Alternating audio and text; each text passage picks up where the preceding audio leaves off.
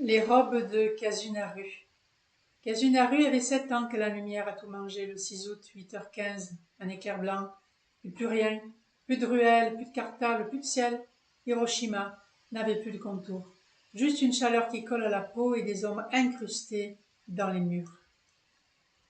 Il n'était qu'à 3 kilomètres du souffle, juste assez loin pour survivre, juste assez près pour porter la bombe en soi. Une maladie des os s'est logée dans son squelette d'enfant comme une écharde invisible. Sa mère a tenu 1 an, la moitié du corps brûlé, l'autre cramponné à la vie. Un jour elle est partie.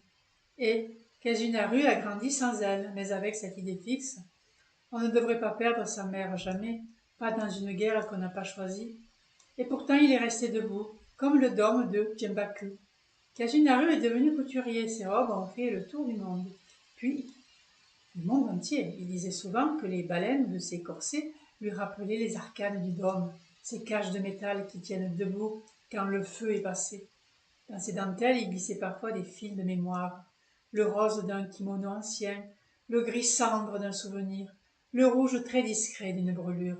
Chaque couture était une suture, chaque robe un monument de soi pour celle qu'on n'a pas su protéger.